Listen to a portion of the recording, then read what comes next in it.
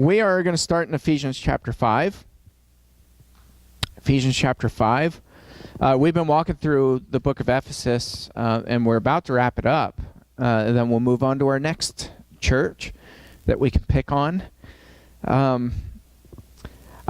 just think it's really important for us to keep going back and emphasizing as we study the church that this is not a how-to manual for how we should do church.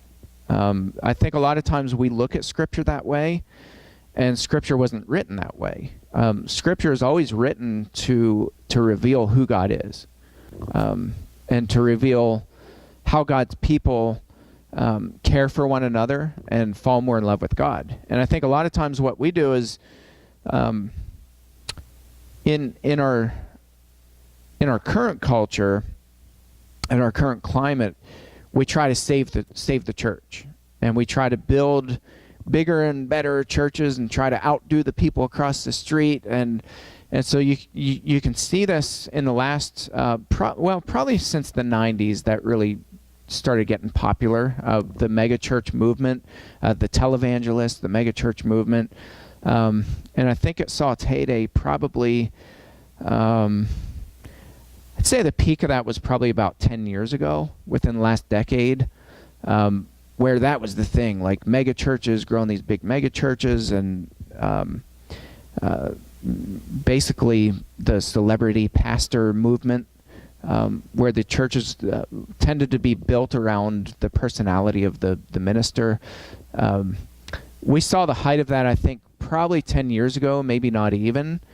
And now we entered into a climate where mega churches are closing their doors like crazy, and scandals are being uncovered like crazy. So these preachers that the churches were built around are now involved in scandals, almost every one of them. So if you think to Mark Driscoll with Mars Church, there was a lot of big controversy with him. And there were actually satellite churches that started closing their doors because they just couldn't fund these mega churches anymore. So you take away the personality of the preacher, and all of a sudden people don't know what to do. I've got news for you. That's not healthy. So Mars Church, they had a lot of issues. Then there was, I can't even think, there's so many of them that the Village Church is still open, though. Yeah, so there's some controversy, and they're doing like some major damage control. That was kind of funny because you know, and I'm not the only one. There was a small group of us who were kind of calling Matt Chandler out for how I say he intentionally deceived the church for how they announced sexual abuse that had taken place in the church, and they worked really hard to do damage control. So he had put some statements out back, I think it was in August or September of last year, and Matt Chandler was saying, well, you know, there's this guy who has no affiliation with Village Church whatsoever. You know, he's not an employee, he has no affiliation with the church. He abused somebody at one of our camps back several years ago, and you know, we just needed to make an announcement and let people know that, you know, it's nobody in the church, so none of the parents have to worry. Well, here it turns out, we found out later on that it was one of their youth ministers. Damage control, because they don't want people to worry. I know. Well, I think they were thinking that it wasn't going to come out. I think they were crossing their fingers, and this is what a lot of churches do. They cross their fingers and hope that the scandal doesn't mushroom and grow.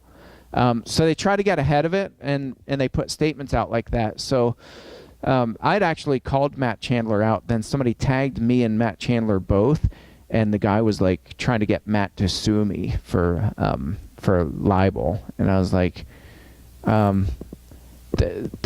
you can't, first of all, you can't be sued for telling the truth. And there were articles that showed who the guy was, and, you know, it named him by name. The guy's actually in prison right now.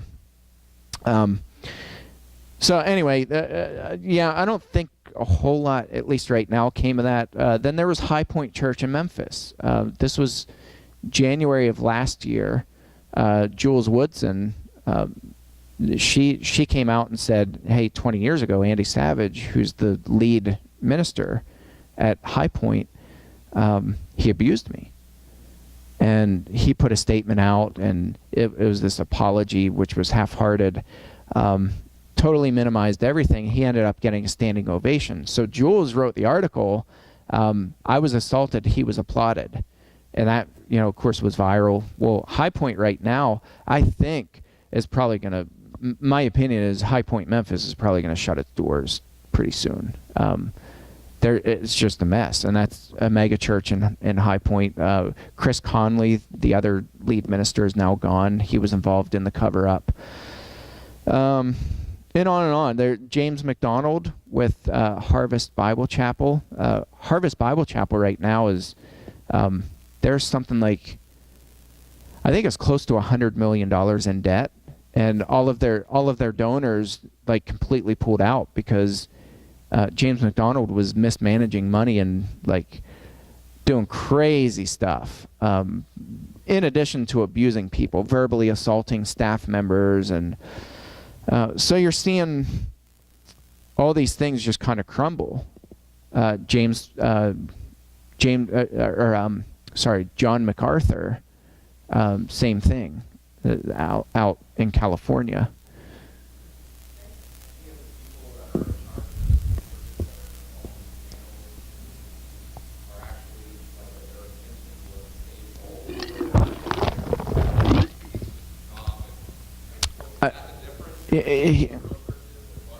This is a really difficult question for me to answer. I have a very strong opinion about it, and I'm happy to share the opinion.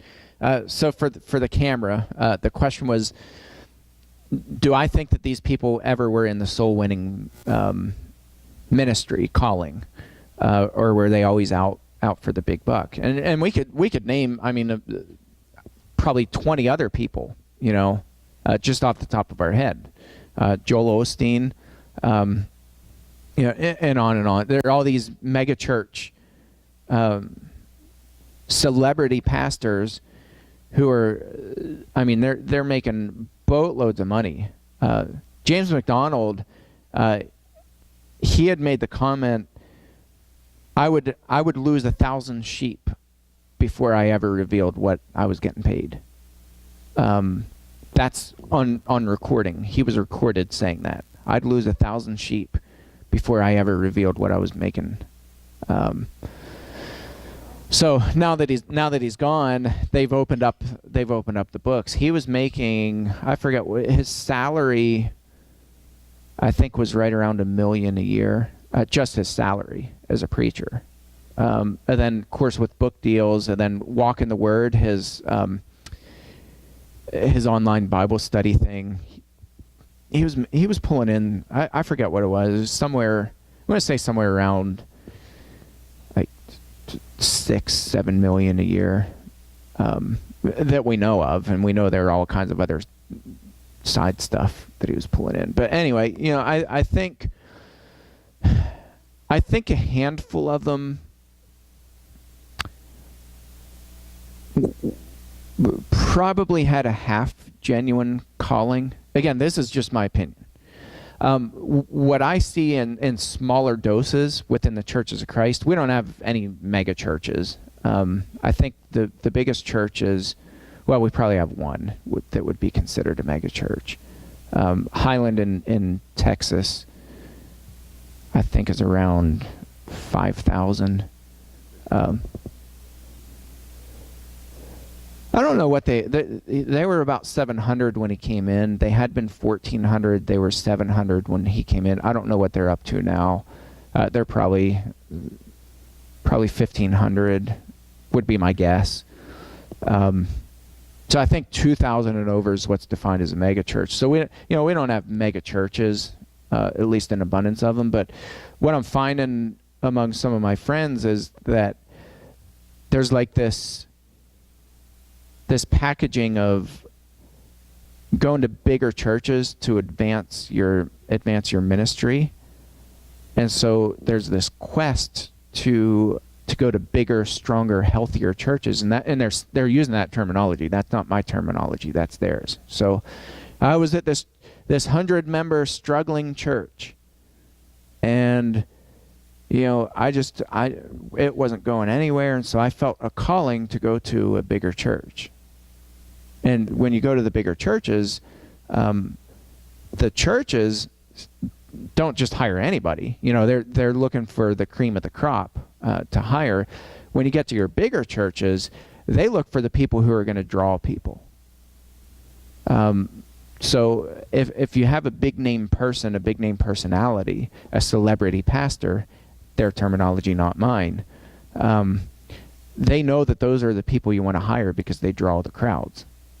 So I think probably on your lower scale, you have people who are like half genuine. I think they might think that they're fully genuine, but when you're pursuing a ministry position, because this church, they're just these little hobos out in the country, and so I'm going to get the inner city job where I'm at a bigger, healthier church.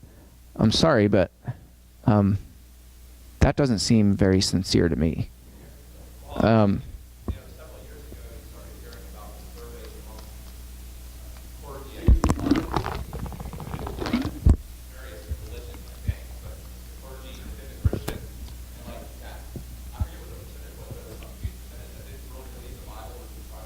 Yeah.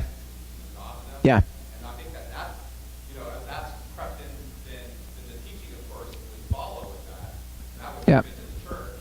Yeah. So then the membership, and I think that's why you see the exodus, because now it's like, well, the ministers don't believe what Sure. Absolutely. Absolutely. I was wondering if that's what you're thinking is happening on that level. Yeah. It's always hard to tell. I think probably there are some people who are tempted into position and power and things like that. And I joke around with Natalie and I say, your job is to keep me humble. Like, if I ever start getting a swelled head about different things, she'll be like, you're an idiot. That's not a bad thing, right? Yeah. That's actually a good thing, and I'm not joking. That's a good thing. Yeah, our shepherds keep me humble. That's a good thing. You need people who will keep you anchored and let you realize you're not as cool as you think you are. You're not as powerful as you think you are. You're not as special as you think you are. Yeah, I know. Newsflash. So I think if you don't have people who are doing that but are doing the opposite, like, oh my goodness, how great. Have you heard so-and-so preach? Oh my goodness. If you don't have people anchoring you and keeping you humble, you can turn into somebody who that becomes a real temptation. So Mark Driscoll, I think that's what happened with him. I think Mark Driscoll was, it was like the celebrity thing became so enticing to him that he went out, and I don't know if you know the controversy with him, one of the controversies. He went out and bought just truckloads of his own books to push his book to the New York Times bestseller list. So, whenever people discovered that was uncovered, he denied it at first. It was like, oh no, I was buying them to sell them. And they're like, you don't buy like tractor trailer loads of books to sell yourself. So anyway, that kind of got uncovered, and then there are issues with plagiarism and all kinds of different issues. But I think some people are tempted over time. They go in with a sincere calling, and then they just get tempted. But I think probably most people, they see green. Yeah, they see dollar signs, and they're like, hey, I'm a gifted speaker, and I'm going to chase the bigger, better churches, and then it spirals, and they're abusive people to begin with.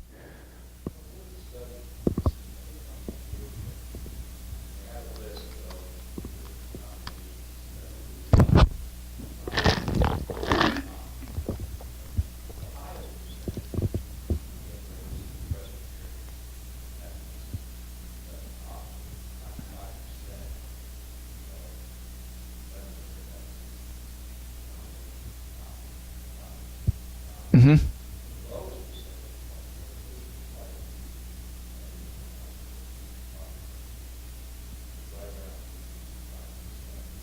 Yeah. Mm-hmm.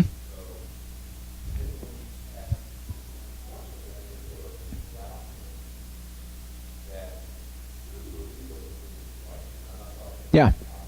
Sure. Sure.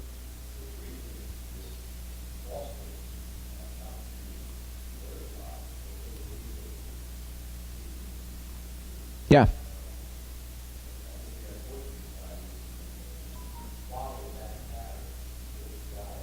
Mm-hmm. Yeah.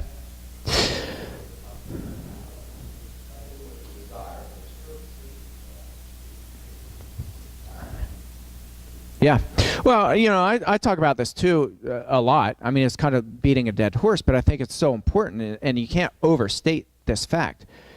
Mission is vital. You have to understand that we're about mission. Because if you lose focus from that, then you get involved in, Brent, you talk a lot about the traditional worship wars kind of things. You get so caught up in fighting over something and willing to lose friendships and everything else, willing to walk out of a church, your family, your church is your family. You're willing to walk away from that over whether you have a kitchen or not, and I think it's so easy, even if you know your Bible really well, it's still easy to have mission drift where, you just fight over the weirdest things. And I think it's important, to come back and say whether you're the mega church built around the celebrity pastor, or whether you're the small church that you believe in the Bible, but you're still fighting over things that don't matter, and you've experienced mission drift. The end is still really the same. And I think that's why the warnings are so strong and so specific in Revelation to the different churches, where, Jesus says, you do these things well, but, you've become lukewarm, or whatever it is, whatever the church was experiencing. So, in Ephesus, we're in Ephesians chapter 5. Paul's first thing here, therefore be imitators of God as beloved children, and walk in love as Christ loved us and gave himself up for us, a fragrant offering and sacrifice to God. So Paul's coming back and he's reminding them of the sacrifice of Christ. It's first of all, walking in love. Walking means what? You're moving. You're walking beside somebody. It's movement. It's not stagnation. You're walking in love. You're moving forward. You're moving with people. You're helping people. You're serving people. You're praying with people. We talked about this last week. Equipping the saints for ministry, or actually the last several weeks. Equipping the saints for the works of ministry means that we're all what? We're all ministering. Everybody's working. It's not your hired hand. It's not your preacher or your elders who are doing all the work, or your deacons. It's everybody. It's your minister and your elders and your deacons equipping people for the works of ministry, so that you're teaching people to walk beside people in love, to walk with them, to walk beside them. So he says, imitate God, be imitators of God, as beloved children, walk in love as Christ loved us and gave himself up for us, a fragrant offering and sacrifice to God. Well, why is that important? Today's sermon, I'm preaching on Paul coming into Corinth, and he says, I decided to know nothing when I was with you except Jesus and him crucified. Why focus on that? Why not focus on the resurrection? Why focus on the sacrifice, on the death of Christ, and not on the resurrection?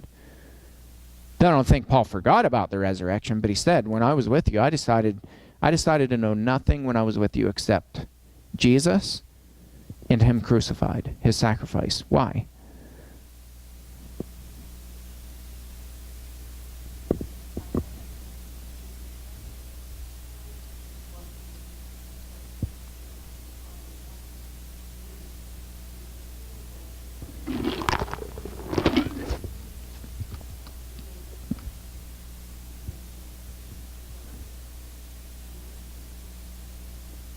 Yeah.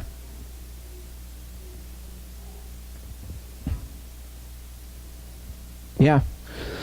Well, I think not only that, but if you think about the sacrifice, like if that was on the forefront of these people's minds who are bilking churches for millions, who are, like in James McDonald's case, he's going on these all these safaris and buying vehicles for people with the church's money. He's buying them cars and doing all this bizarre stuff when the church is already in millions and millions, tens of millions of dollars in debt. And he's just racking up these bills and hiding it, burying all the evidence. Or whether you have the false statements where you're intentionally deceiving a church about an abuser who is one of your members. If the cross is at the forefront of everything you do, what happens? You can't do those things.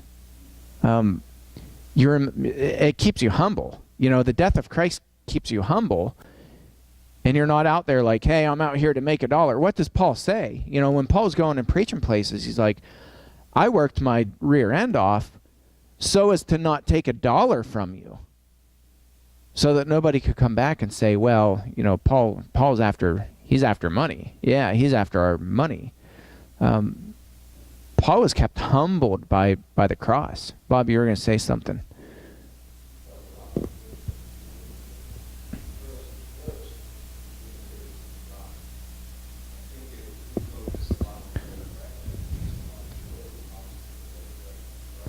Yeah.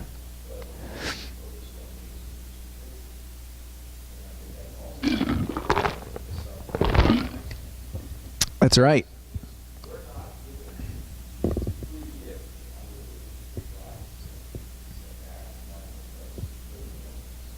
Yeah.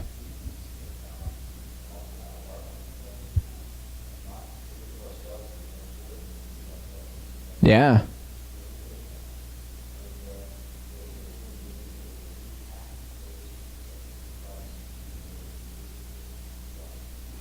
I think that's a really good point too. I think when we think of the suffering of Christ, all of a sudden, the things that we're whining and complaining about don't seem quite right. Like we're complaining about pay grade. Like this is a big thing for ministers. My church they don't give me retirement. They don't pay for my family's health insurance, and health insurance keeps climbing. What I hear is, you're spoiled. I mean, it's wow, the deacon just got overridden by the elder.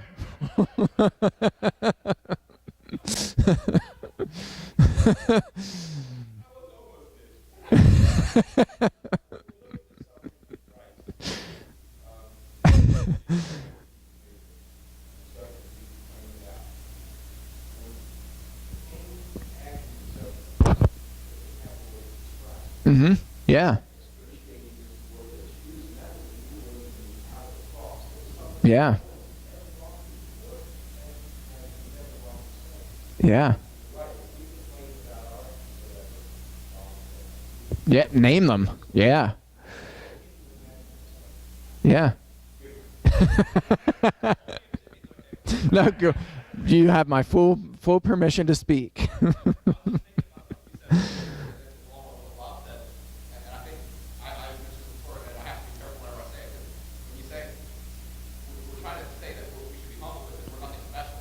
Yeah.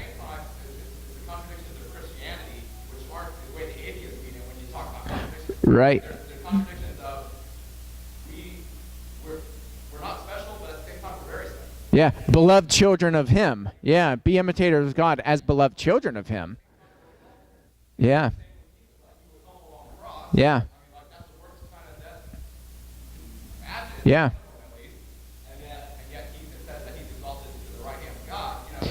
Yeah. Yeah. Yeah, I think that's the paradox of it. You're humbled because we're idiots. You go, Natalie. We're humbled, and we're supposed to be humbled. Paul said, I think, Bob, maybe you referenced it, either you or Brent, when you guys were fighting each other. Paul says in Philippians that you're supposed to humble yourself and not think of yourself better than other people. There's this humility that says, look, I'm not anything special. Jesus says, if you want to be first, you need to be slave of all.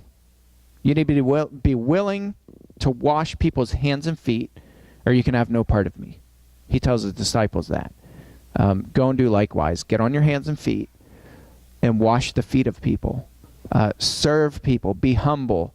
At the same time, we're not treated as pieces of dirt. We have value. Jesus also said, if you look out at the sparrow and look at how well the sparrow's taken care of,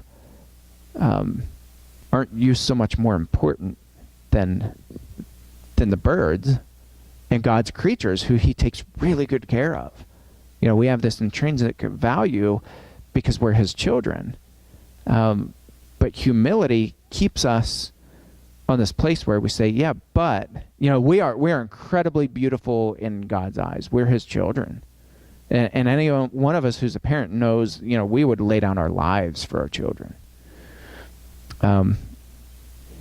Except when they're really annoying. Then you want to throw our kids. No, I'm just kidding. But we understand that, we get that. But so I think you're absolutely right. There's this big paradox where we're not to think of ourselves as more special than other people.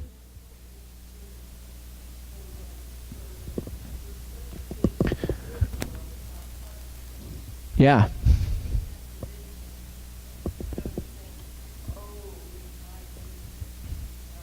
Mm-hmm.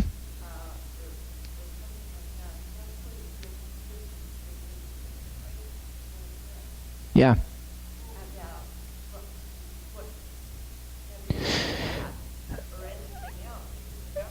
Yeah.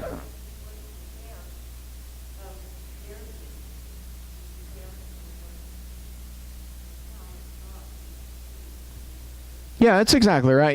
I talked about this a lot too, and I think part of the reason why focusing on the cross is so important is because we tend to buy our way out of things, whether it's comfort food. I mean, it can be a cheeseburger that we're buying, but we try to buy our way, or it can be, going out and just binge spending or whatever it is, and we all do it. I mean, we're all familiar with what it is to buy things to feel better, but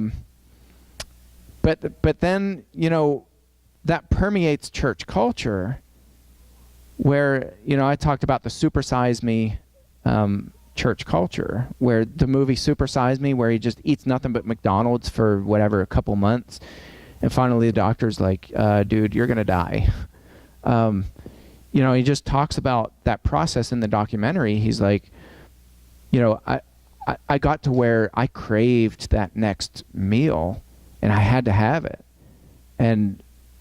but then you eat it and you feel so gross and so sick, and right? We all know that too. Like, we eat fast food, and it's like when you drive by McDonald's, there's a paradox in that too. Your mouth is watering, but when you eat that meal, you're going to walk away like, oh, what have I just done? There's that paradox in that. So we've developed this church culture that becomes this enticing, palatable religion that says, hey, we need to build people up and make them get all the feel goods when they come in. And that's how we get churches that revolve around the celebrity ministers. That, man, if we're going to get the best of the best, we're going to get the guy who can draw a crowd, the guy who's charismatic, he can talk well, he has good social skills, he has all the degrees, on paper he looks really good. So they invite these guys in, and those guys end up being what? Abusive. They abuse power, they abuse money, they abuse the Lord. That's right. And so I think what's happening is, as those people are, they're being exposed for what they are, as greedy, selfish people. People are walking away with that mega church hangover, and they're walking away saying, "Oh, what have we done? What have we gotten into?" And worse, who really is God? Because that's not being taught. So Paul has no interest in any of that. Paul's like, hey, remember the sacrifice of Christ. Be imitators of God. Walk in love, just as Christ loved us and gave himself up for us as this fragrant offering. Like, that's the beauty. That's this beautiful offering, and you need to remember that. I'm not going to be able to go beyond this because of time's sake, but I think introducing that and saying, it's because of the cross of Christ. Like, for Paul, that's what mattered.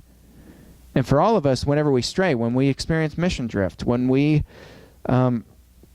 whatever it is, if we start getting selfish, if we start getting a big head, if we start getting whatever, I think it's so important to go back and remember the cross of Christ. And to say, this is what matters. So I don't need to be buying my way to happiness. I don't need to be complaining about how bad I have it. It's okay to lament. That's fine. We just prayed for a 9-year-old girl who has ovarian cancer. It's okay to lament. It's okay to cry out to God. But when we start complaining about things that don't matter, well, I'm not getting a retirement. My church doesn't give me a retirement package. Then, in my opinion, you start getting into an area where you're just spoiled. Yeah, would it be nice to have a retirement package? Yeah, hint, hint. No, I'm just kidding.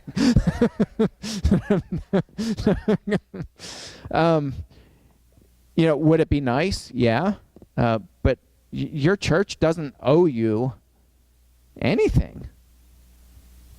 Sure. At the end of the day, they don't really owe you anything. So to demand things, and I have friends who demand, they go in with resignation letters and use that as leverage and say, I'm going to resign if you don't give me a pay raise or whatever it is, or give me health insurance. I'm going to find some other church that will take care of me and my family. That's dangerous to me. I don't know. It's just my unless your church is intentionally keeping you at poverty level and starving you and your family, well then you should bring up an issue. But if it's just some add-ons that your church isn't giving you, I think people are losing focus of the cross. So I think, Brent, to answer to finish that question, your earlier question, I think there are some people who just get on that path and bigger becomes better, and that just keeps mushrooming.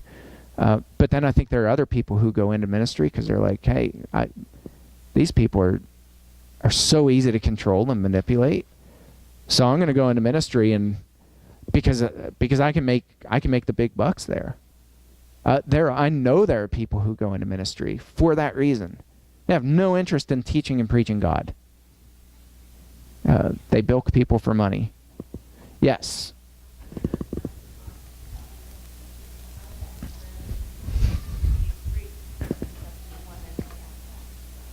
That's crazy. Yeah. All right, we're going to stop there.